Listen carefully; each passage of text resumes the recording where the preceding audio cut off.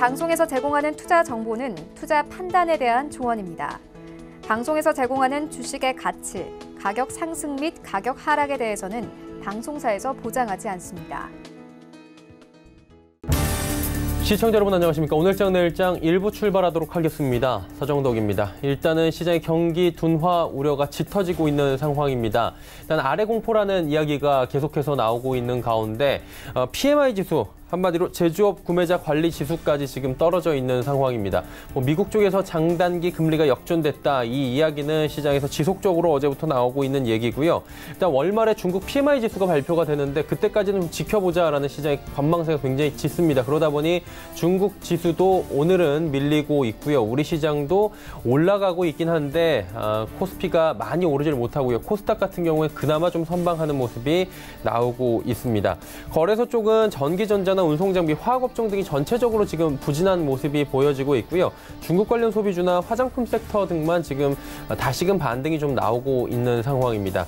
코스닥은 많이 빠진 제약바이오 종목 위주로 지금 며칠 동안 굉장히 많이 빠진 종목들이 있는데 전체적으로 시총 상위주 가운데 올라가는 모습들이 보이고 2차 전지 테마나 수소차 테마 좀 쉬어가는 모습들을 최근 시장에서 보여줬는데 오늘은 반등이 좀 나옵니다. 한마디로 쉬어가던 테마 섹터들 그리고 쉬어가던 종목들이 다시 오르는 모습들이 보여지고 있고요. 어제부터 각광받기 시작한 로봇 관련 테마주도 코스닥 시장에서 2거래일째 오름세인데 시간이 지날수록 상승폭은 둔화가 되고 있는 모습이 포착이 됩니다. 일단 말씀드렸다시피 아래 공포다라고 하는 경기 침체 우려가 구체화되고 있는 상황입니다. 이 국면에서 우리 시장에서 개인들은 또 어떻게 대응을 하면 좋을지 오늘장 내일장 1부에서 확인해 보도록 하겠습니다. 헤드라인 뉴스부터 전해드립니다. 주요 반도체 제품 가격 하락 등의 영향으로 수출 부진이 이어지면서 지난달 금액 기준 수출 지수가 2년 만에 최저치로 떨어졌습니다. 한국은행이 발표한 자료를 보면 수출 금액 지수는 1년 전보다 9.5% 급락했고 물량 기준 지수도 3.3%나 하락했습니다. 금액 지수는 지난 2016년 8월 이후 2년 반 만에, 물량 지수는 3년 만에 최저치입니다. 금융위원회와 금융감독원이 제3인터넷 전문은행 사업자를 선정하기 위한 예비인가 접수를 오늘부터 이틀 동안 진행합니다. 지금까지 공개적으로 참여 의사를 밝힌 곳은 키움뱅크 컨소시엄과 토스뱅크 컨소시엄 두 곳입니다. 금융당국은 심사 결과를 바탕으로 5월 중에 예비인가 여부를 의결할 예정입니다. 도널드 트럼프 미 대통령의 추가 대북 제재 철회 지시와 관련해 백악관은 이전에 가한 제재는 확실히 그대로 있다고 밝혔습니다. 세라 샌더스 백악관 대변인은 백악관에서 이 트럼프 대통령의 22일 트윗과 관련한 질문에 그것은 매우 강력한 제재라며 이같이 밝혔습니다. 다만 추가 제재는 필요 없다는 입장을 재확인했습니다. 아시아나항공이 감사 보고서의 감사 의견을 적정으로 정정한다고 공시했습니다. 보고서에는 아시아나의 지난해 확정 실적이 연결 기준 매출 7조 1,834억 원으로 1년 전보다 8.9% 증가했고 영업이익은 282억 원으로 88.5% 감소한 것으로 나타났습니다. 당기 순손실은 1,959억 원으로 적자 전환했습니다. 국내 증시 흐름 바로 살펴봅니다. 코스피부터 만나보도록 하죠. 일단 상승 흐름은 이어가고 있습니다. 2150선 회복을 했고요. 7포인트 정도 올라가고 있는데 상승폭이 좀 둔화가 돼 있는 상황이고 상승의 질도 그렇게 좋지 못한 모습이 포착이 됩니다. 하루간의 흐름 좀 정리해 보도록 할 텐데요. 일단 장중 고점 부근입니다. 현재 포인트는 장중 저점은 2143. 일단 장중 고점 저점의 지금 위아래가 그다지 상단 하단이 크지가 않은 상황이고요. 박스권에서 답답한 흐름 이어가고 있고 오늘 거래량도 그렇게 많이 일어나지 않고 있는 상황입니다. 수급 주체 만나보도록 하죠. 일단 수급이 외국인 기관이 지속적으로 팔고 있다. 쌍끌림에도 나온다. 그리고 개인만 사는 장이다. 수급의 질이 별로 좋지 않다라고 평가가 되는데요. 개인은 1,166억 원 오늘도 사고요. 기관, 외국인 팔고 있습니다. 기관은 583억 원. 그리고 외국인은 586억 원 파는데 기관 투자자 가운데서는 투신 쪽에서의 매도 물량이 좀 많습니다. 어제와는 좀 다르게 금융투자 쪽에서 119억 원 소량이지만 프로그램 매수가 들어오기 시작했고요. 연기금이 어제는 대량 매도가 나왔는데 오늘은 360억 원 정도 현 시각 기준으로 사주고 있는 상황입니다. 다음 살펴보도록 하죠. 일단 전기, 전자 업종들, 화학 업종들, 그리고 운송장비 업종들 상승하지 못합니다. 1위부터 5위까지 모두 하락 혹은 보합인데 낙폭은 크지 않습니다. 6위부터 10위 종목들도 살펴보도록 하죠. 셀트리온의 낙폭이 하지만 좀 큽니다. 2.27%, 19만 원 초반대까지 어느새 밀려 내려갔고요. 보시다시피 나머지 종목들은 소폭씩 올라가는 가운데 LG생건이 눈에 띕니다. 5만 원이나 상승하고 3.62% 올라오면서 분기 일학입니다. 143만 3천 원대까지 올라오고 LG생건을 필두로 해서 화장품 관련주들 오늘 전체적으로 오름세를 보입니다. 다음 살펴보도록 하죠. 현대모비스, 한국전력, 삼성물산 올라가는 가운데 신한지주, SK텔레콤 어제 올라온 종목들이 그대로 내려가는 모습이 포착이 됩니다. 코스닥 시장 넘어가 볼까요? 코스닥 시장은 737까지 올라갑니다. 오후 들어서 상승폭을 더 키워나가고 있는 상황이고요. 하루간의 흐름 정리해보면 일단 729부터 지속적으로 한번 저점 찍고 쉬지 않고 올라가고 있는 모습 보여집니다. 수급주체 보시면 외국인의 매수가 유효하고요. 일단 상승장이 펼쳐지면서 개인들은 520억 원 매도로 전환을 했고 기관도 133억 원 매도합니다. 기관 가운데서는 연기금만 89억 원 순매수해주고 있는 상황입니다. 다음 살펴보도록 하죠. 시총 상위주들 셀트리온자 들어가면 오늘 좀 조정이 나옵니다. 셀트리온 헬스케어, 신라젠 빠지는 가운데 CJ E&M이 반등 나왔고요. 바이로메드가 큰 폭의 상승이 나옵니다. 그리고 포스코 캠텍도 최근 시장에서 2차 전지 대장주 많이 밀리고 있었는데 오늘 시장은 2.46% 정도 반등이 나와줍니다. 다음 살펴보도록 할까요? 메디톡스부터 펄어비스까지도 그동안 많이 밀렸던 보톡스 관련 종목들 메디톡스도 오늘 큰 폭의 상승이 나오고요. HLB, 스튜디오 드래곤, 펄어비스도 올라가는 가운데 코오롱 티슈진만 오늘 소폭의 조정이 나옵니다. 다음 살펴보도록 할까요? 11위부터 15위 종목들 일단 오늘 시장에서 셀트리온자 들어가면 코스닥 시장에선 아쉽지만 하락입니다. SK머티리얼즈도 오늘 조정이 나오는 가운데 파라다이스 살짝 조정 나오고요. 제넥신, 휴젤 올라갑니다. 제넥신의 상승폭 굉장히 크고 휴젤 역시 메디톡스보다 상승폭이 큽니다. 다음 살펴보도록 하죠. 원달러 환율의 흐름입니다. 어제 상승했는데 오늘은 또 하락합니다. 하지만 낙폭은 크지 않고요. 2원 20전 정도 빠지면서 약달러 이어지고 있습니다. 금일폰 방송에서 제공해드린 정보는 투자 판단에 대한 조언일 뿐입니다. 해당 주식의 가치와 수익률 보장해드리지 않는다는 점 참고해 주시길 바랍니다. 시장 이슈 정리해보도록 하겠습니다. 유한타증권 메가센터 분당점의 백인범 대리입니다. 안녕하십니까? 네, 안녕하십니까? 예, 오늘 시장 오르고 있긴 한데 질이 그렇게 좋지 못하다, 그리고 약간은 불안한 시장이다라고 많은 분들이 이야기를 하고 있습니다. 시장 이슈부터 정리해 주시죠. 네, 오늘 시장 좋다면 좋게 느껴질 수 있겠지만 사실상 체감은 좀 불안정한 모습 계속 이어지고 있는 상황인데요. 아무래도 미국의 장단기 금리 역전에 따라서 일단 증시 투자 전략이 있어서 계속적으로 고민하는 그런 상황이 시장에서 좀 드러나고 있지 않나라고 생각을 하고 있습니다. 일단 장단기 금리 역전 관련해서 많이 들어보셨겠지만 다시 한번 리뷰를 해보자면 일단 아무래도 시장에 일단 지난 거래를 좀 충격을 줬던 점은 장단기 금리 역전은 곧 경기 침체를 예고한다라는 전조가 이런 사례가 많았던 만큼 이런 그 금리 역전에 대한 거부감이 시장에 좀 표출이 되어 있던 상황이었었는데요. 아무래도 2006년 이후 거의 13년 만에 나타난 금리 역전 신호다 보니 일단 이 상황에 있어서 시장에서는 조금 심각하게 받아들였던 상황도 없지 않아 있었습니다. 일단 경계는 해야겠지만 현재 시점에서는 위기의 시작이다라기보다는 시장 변화의 시그널이다라고 판단하시면 좋을 것 같은데요. 일단 과거와 다른 점은 과거 같은 경우 인플레이션이 높았던 점, 그리고 과잉 투자에 따른 버블 징후, 그리고 글로벌 금융기관의 신용 리스크가 좀 높았던 점과 더불어서 현재 시점에서는 그러한 요인들이 좀 상대적으로 적은 상황이기 때문에 일단 과거와는 다르게 위기의 시그널이다라기보다는 시장 변화의 신호로 좀 예상이 된다라고 좀 추정을 해볼 수가 있을 것 같습니다. 일단 우선 이러한 금리 역전은 일각에서는 각국 중앙은행의 적극적인 통화 완화 정책을 유발할 가능성이 있다라는 의견에 저는 주목을 하고 있는데요. 일단 이는 전반적인 글로벌 시장에서 양적 완화가 다시금 시행될 수 있다라는 점에서는 예년과는 또 다른 흐름이 발생할 가능성이 있다라는 점에서 주목을 하시면 좋을 것 같습니다. 일단 현 시점에서는 인덱스 플레이, 시장 흐름이 좀 우상향한다던가 하향하는 이런 단방향을 노리고 가시는 전략보다는 일단 지수 정체적인 흐름은 정체된 흐름에서 개별 종목 장세가 펼쳐질 것이다라는 가정을 하시고 대비하는 것이 바람직하지 않을까라고 생각을 하고 있는데요. 오늘 시장 내에서도 제약바이오 업종 내에서도 차별화되는 움직임, 그리고 업종별 신고가를 기록하는 종목들은 계속 신고가를 가는 상황에서 기타 못 가는 종목들은 계속 못 가는 이런 차별화된 흐름이 계속적으로 연출될 것이다라는 점에서는 종목 선택의 중요성은 어느 때보다 높아진 상황이다라고 보시면 될 것 같습니다.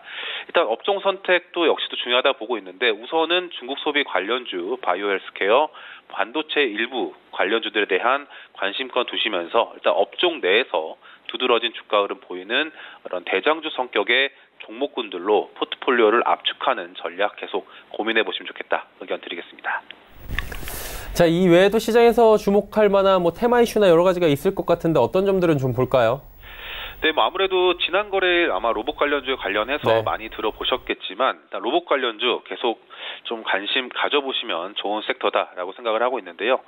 일단 간단히는 최근 시장이 좀 불안정한 상황에서는 정부의 정책 이슈도 계속적으로 중요도가 높아지는 모습입니다. 일단 로봇 관련주에 있어서 정부가 이 로봇 관련한 산업 정책을 육성하겠다라고 밝힌 점은 단기간에 끝날 이슈는 아니다라고 생각을 하고 있기 때문에 로봇 관련주에 있어서 좀 금일은 상대적으로 일부 종목 쉬어가는 모습이긴 하지만 계속적으로 관심 가져보셔야 할 이슈다라고 생각을 하고 있습니다. 일단 큰 틀에서는 로봇 산업 15조 원 규모로 발전시키겠다. 그리고 2023년도까지 연매출 1,000억 원 이상 로봇 전문 기업 20개 육성하겠다라고 정부가 좀 밝혔었는데요. 일단 달성 여부를 떠나서 이쪽에 좀 정책이 집중될 것이다라는 기대감은 로봇 관련 기업들에 있어서 중장기적인 수혜 요인으로 좀 부각이 될 것이다라고 말씀 좀 드리고 싶습니다. 일단 시장 불안정한 상황 그리고 정책에 따른 수혜주로서 일단 시장 관심이 집중되는 섹터로서 향후에도 계속적인 관심 있을 수 있다라고 보시면 될 것 같고요. 일단 지난 거래 같은 경우 삼익 THK를 필두로 유진 로봇, 로보스타 등이 주가가 부각되는 모습이었고 오늘 같은 경우에는 삼익 THK 견조한 모습 속에서 로보 등 이런 시총이 좀 작은 종목들의 주가 강세가 나오고 있는 모습입니다. 일단 전반적인 로봇 관련 업종 내 관심이 필요하다라고 보여지고 있고요. 일단 덜 오른 종목에도 관심을 지속적으로 두시는 전략 필요하다라고 생각을 하고 있고 그 가운데에서는 오전 초반 상대적으로 좀 그래도 강세가 좀 나왔었지만 오후 들어 다시금 약세로 전환된 T로보틱스에 대한 향후 주가 상승 관심 계속 가져보시면서 저가 매수 T로보틱스 좀 고민해 보시면 좋지 않겠나라고 의견 드리겠습니다. 네. 자, 마지막으로 이제 시장 전략 간단하게 여쭤보도록 하겠습니다. 어떤 방식으로 가져갈까요? 네, 일단 불안정한 시장 상황에서는 좀 확실한 것에 주목하는 것이 좀 맞지 않나 생각을 하고 있고요. 일단 배당과 그리고 수급에 주목하시면 좋겠다 말씀드리겠습니다. 일단 시장 하락을 이용해서 모멘텀 있는 종목들의 저가 매수세도 당연히 메리트가 있는 시장이긴 하지만 일단 전반적으로는 좀 확실한 것에만 좀 집중하시는 전략이 그래도 일부 유효하지 않을까라고 생각을 하고 있고요. 우선 배당 모멘텀이 기대되는 종목들 가운데에서 현대중공업 지주라든가 GKL, 기업은행 등에 대해서 관심을 두시면서 배당 관련한 모멘텀 종목에 좀 참고해 보시면 좋겠다 의견 드리겠고요. 그리고 수급 측면에서는 금일 주가 강세 나오고 있긴 하지만 코스닥 150 지수에 신규 편입되는 ABL 바이오와 유틸렉스 등에 대한 관심은 지속적으로 두시면서 앞서 말씀드렸던 배당 모멘텀과 이런 수급 측면 등을 감안해서 투자 전략에 참고해보자는 의견 드리겠습니다. 네, 시장 전략들까지 함께 들어봤습니다. 오늘 말씀은 여기까지 듣겠습니다. 고맙습니다. 네, 감사합니다. 한타증권 메가센터 분당점의 백인범 대리와 함께했습니다. 이슈 칼럼 이어집니다.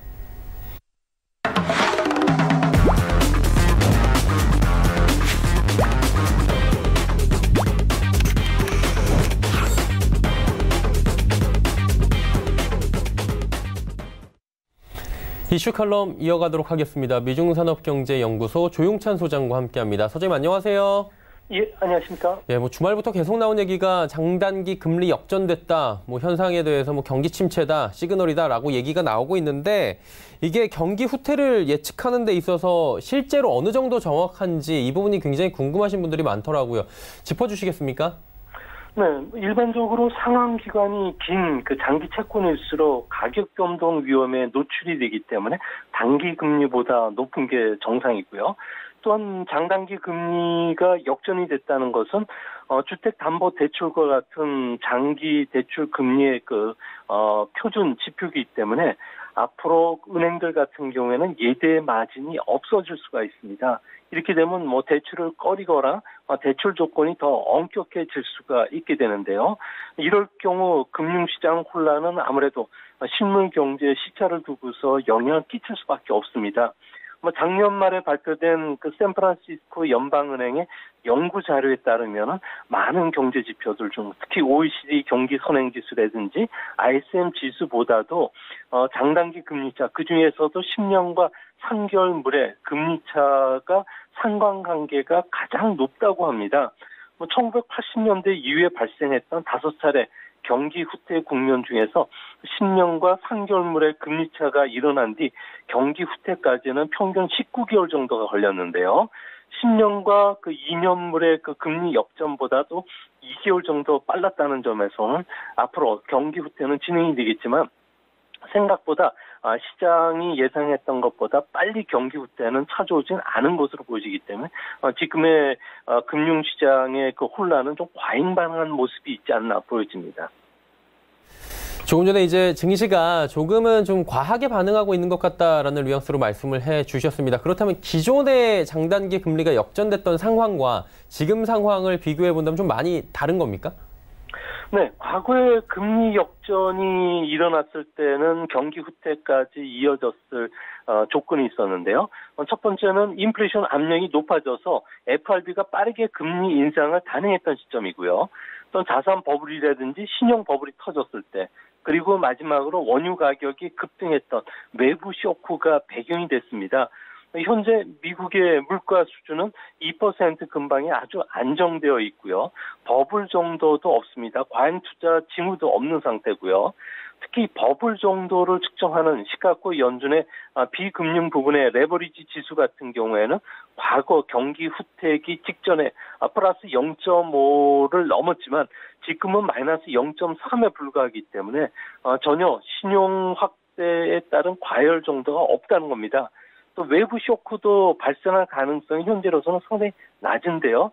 원유 가격 같은 경우는 구조적 공급 과잉 상황이라서 급등할 위험도 없고요. 또 미중 무역 협상과 같은 경우에도 양국이 경제 충격을 주지 않기 위해서 관리 모드에 지금 들어갔기 때문에 경기 경착륙 위험이 단기간에 일어날 가능성은 없지 않나 보여집니다. 결국 제가 볼 때는 지금의 금리 역전 현상은 한방에서 병 치료 때 나타나는 명현 현상에 가까운데요. 명현 현상이라는 것은 질병으로 무뎌진 세포를 활성화시키기 위해서 치료할 경우 몸이 일시적으로 악화되지만 치료가 끝나면 곧 면역력이 올라가서 호전 반응이 나타나는데요. 시장의 동요도 이런 호전 반응이 앞으로 나타날 가능성이 크다는 점에서는 이전이 우려했던 경기 경착륙 정도의 신용 수축이라든지 경기 침체의 가능성은 없을 것으로 예상이 됩니다. 이제 궁금해지는 게 장단기 금리가 역전이 됐어요. 그럼 그 이후에 지금까지를 밝혀보면은 시그널이 언제부터 실제로 경기 후퇴가 일어났는지 이 부분을 본다면 우리도 조금 더 이 부분에 대비를 할 수 있을 것 같은데 과거에는 어땠습니까?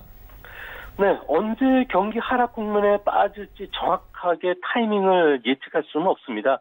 과거 경험을 보고서 이를 알 수가 있는데요. 장단기 금리차가 역전이 되면은 1년에서 1년 6개월 이내는 경기 후퇴에 빠질 위험은 분명히 높아지는 건 사실입니다.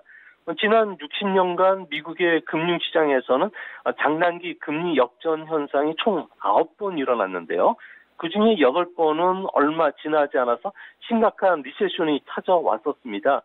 경기 후퇴 기간은 평균 한 12개월 정도였고요. 경기 후퇴기에 들어가면 GDP 같은 경우에는 감소폭이 평균 마이너스 2%포인트 정도가 됐었습니다. 가장 기억에 남는 사건은 2006년도 장단기 금리가 역전이 되면서 이른바 서브프라임 부도 사태가 일어났고요. 이외에 글로벌 쇼크라든지 글로벌 금융 위기로 좀 비화되기도 했습니다. 2000년에는 그 금리 역전 현상이 일어나면서 1년 뒤인 2001년도에는 닷컴 버블이 일어났고요. 그 이전엔 1988년도에는 블랙 먼데이가 일어났다는 점에서는 앞으로 이런 그 우려도 좀 고려를 해보셔야 되지만 현실적으로 이런 현상들이 다시 재현될 가능성은 그렇게 높진 않은 것으로 보여집니다. 지금 장단기 금리차 이게 굉장히 큰 이슈가 돼버린 게 이렇게 되면은 결국에 시장에도 악영향이 올 것이다. 그래서 일부 투매가 나오는 종목들도 현재 보이고 있다고 하더라고요. 실제로 보면 그러면 이렇게 역전이 일어나면 주식을 던져야 되는 시기가 맞는 건지 오히려 이 시기에 조금씩 분할 매수를 하는 게 맞는지 이 부분이 궁금하실 것 같은데 어떻게 보십니까? 네, 과거 경험 법칙으로 보면은 금리 역전은 주식을 매도하기보다는 오히려 과매도한 주식을 매수하는 신호로 해석이 될 수가 있는데요. 미국 같은 경우는 1965년 이후에 7차례 경기 침체를 겪었고요. 또 금리 연상이 일어난 뒤에 S&P 500 지수가 피크까지 걸리는 시간은 평균 한 15개월 정도가 걸렸습니다. 그 사이에 주가는 평균적으로 23% 넘게 상승했는데요. 과거 금리차 역전 뒤에도 주가가 상당 기간 상승했던 이유는 IT 버블이라든지 주택 버블과 같이 자산 버블이나 신용 버블이 꺼지는 데는 시간이 걸렸기 때문에 그렇습니다. 채권 시장에서 볼 때 장단기 금리차가 역전 현상이 길어지면은 채권에서 초과 수익을 얻을 수 없게 되기 때문에 리먼 쇼크 이후에 전 세계에 그 풀린 돈만 하더라도 20경 원 정도에 달하는데요. 이 자금들이 석유라든지 부동산, 금과 같은 대체 투자로 빠르게 몰릴 가능성도 있다는 점도 염두에 두셔야 될 것으로 보여집니다. 네, 이제 뭐 어떻게 가정을 해야 될지 모르겠지만 경기 후퇴가 시작된다라는 가정으로 여쭤보도록 하겠습니다. 어떤 모습으로 미국 쪽은 주로 나타나게 될까요? 네, 과거 미국으로 돌아가 보면은 GDP 성장률이 잠재 성장률을 크게 밑돌고 마이너스권에 들어가는 상황을 경기 후퇴 국면이라고 하고요. 또 잠재 성장률보다 높은 위치에서 GDP 성장률이 둔화되는 것은 경기 감속이라고 하는데요. 경기가 후퇴를 앞둔 상황이라면 주가가 좀 먼저 반응을 하면서 주가 수익률이 하락하게 됩니다. 10% 조정에 그치지는 않을 것으로 보여지고요. EPS뿐만 아니라 주가 수익 비율도 동시에 하락하게 됩니다. 주가는 최소한 20% 이상 하락하는 본격적인 약세장에 돌아오게 되는데요. 하지만 그 경기 감속, 그러니까 GDP 갭이 좀 악화되지만 디플레이션 압력이 없어진다면은 연준이 아무래도 세계 그 중앙은행과 함께 금리 인하나 양적 완화에 나설 경우에는 바로 주가도 회복이 될 수가 있고요. 또 이전보다 정부가 공격적으로 재정 정책을 펼쳤을 경우에는 소비 자극 정책이라든지 세금 감면, 인프라 투자, 공공 수요를 발굴하는 정책들을 계속 꺼낼 수가 있기 때문에 심각한 경기 침체보다는 경기 감속이라는 단어가 이번에는 더 맞지 않을까 보여집니다. 그렇다면 이제 미국을 제외한 다른 국가들도 이렇게 장단기 금리가 역전되는 현상들이 나타났는지 아니면 나타날 시그널들이 보이는지 또 궁금해지는데 다른 선진국들은 어떻습니까? 네, 1970년도에 세계 외환시장이 변동 환율제로 전환이 됐는데요. 그 이후에 글로벌 금융시장의 연동성은 매년 더 강화되고 있습니다. 이 때문에 미국발 금리 역전이 주요국으로 빠르게 전염되는 것은 피할 수는 없는 것으로 보여지는데요. 아무래도 유럽 채권 시장의 중요 벤치마크인 독일의 10년물 국제 수익률 같은 경우에는 지난주에 마이너스권으로 2016년도 이후에 처음으로 마이너스권으로 떨어졌습니다. 일본 채권 시장에서도 10년물 국제 수익률은 마이너스 0.06%까지 하락을 했는데요.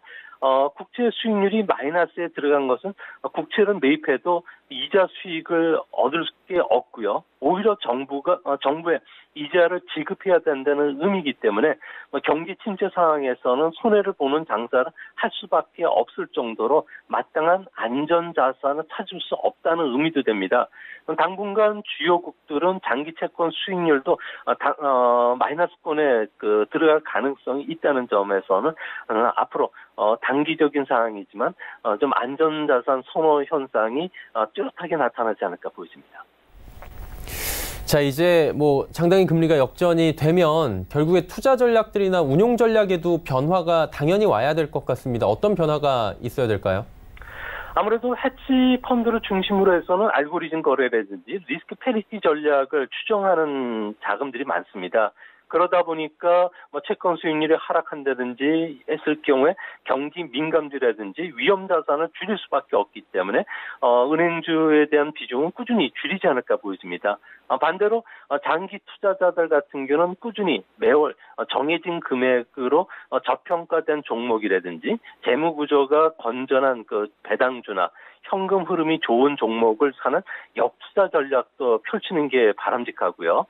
제가 또 추천드릴 수 있는 투자 전략은 아무래도 장기 침체기에서는 리스크 자산 같은 경우에는 변동성이 크기 때문에 주시장에서도 변동성이 큰 경기 민감주들은 줄이는 대신 아무래도 경기 안정주와 관련된 종목들은 더 유망해 보고요. 또한 금과 같은 안전자산이라든지 일본 엔이나 스위스 프랑 같은 안전 통화 같은 경우에도 충분히 대체 투자 상품이 될 수 있을 거로 보여집니다. 금 가격 같은 경우에는 오늘 새벽에 3주 연속 상승하면서 온스당 1,322달러까지 올랐는데요. 최근 들어와서는 금을 직접 사서 보관하는 방법보다도 은행의 금 투자 상품인 ETF식으로 매월 꾸준히 투자하는 방법도 좋지 않을까 보여집니다. 아무래도 매수 타이밍을 고민하지 않아도 되고요. 분실이라든지 도난 걱정도 없기 때문에 그렇습니다. 금 투자 유망하다라고 말씀하셨습니다. 요즘에 또 유망하다, 또 유명하다라고 말씀드리는 게 금 투자하시는 분들이 많이 늘긴 했더라고요. 이게 근거가 좀 있을 것 같은데 왜 금 투자가 좀 유망하다라고 보시는지 들어볼까요? 네, 귀금속이라든지 원자재 같은 경우에는 나름대로의 투자하는 시기가 다 다릅니다. 구리나 니켈 같은 경우에는 경기 회복 초기에 투자하는 전략이 바람직하고요. 석유는 경기 확장기 때, 그리고 금, 은과 같은 경우에는 경기 침체기에 유난히 아주 높은 투자 성과를 갖다 줍니다. 최근에 금 가격이 상승한 것도 아무래도 세계 경기 하락 속에서 안전자산으로 자금이 몰리고 있기 때문에 그런데요. 지구상에 채굴 가능한 금은 75%가 이미 채굴된 상태입니다. 연간 생산량을 3,100만 톤씩 계속 채굴해 나간다면 18년 뒤에는 모두 소진하게 되는데요. 현재 국제 금수의 3분의 1은 중국과 인도가 차지합니다. 인도는 소비자 수요, 특히 주얼리라든지 이런 그 귀금속 쪽에 투자가 많은 반면에 중국 같은 경우에는 금괴 수요가 상당히 많다고 합니다. 전 세계의 금 생산량의 40%를 중국이 매년 금괴로 사재기를 하고 있는데요.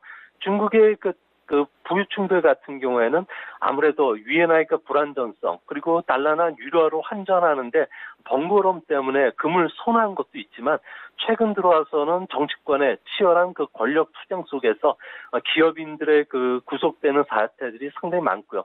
자리에 물러나는 기업인들이 속출하고 있기 때문에 금에 대한 수요도 많아진다고 합니다. 이뿐만 아니라 당국의 부정부패 척결 운동 때문에 믿을 수 있는 곳은 금밖에 없기 때문에 금 수량이 계속 끊임없이 늘어나고 있는데요.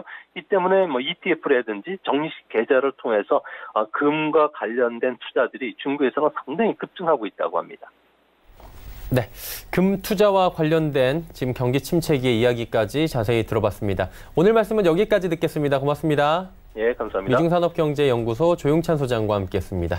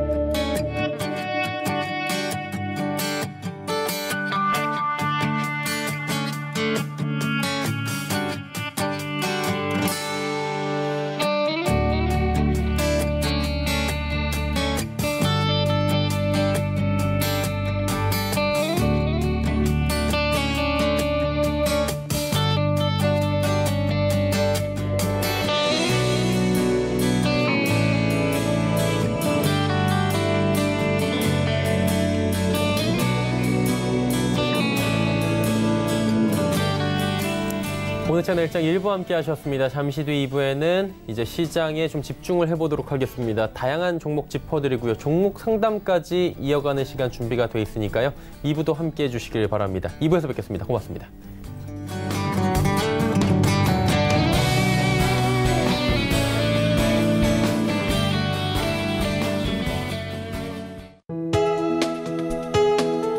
본 방송에서 제공하는 투자 정보는 투자 판단에 대한 조언입니다.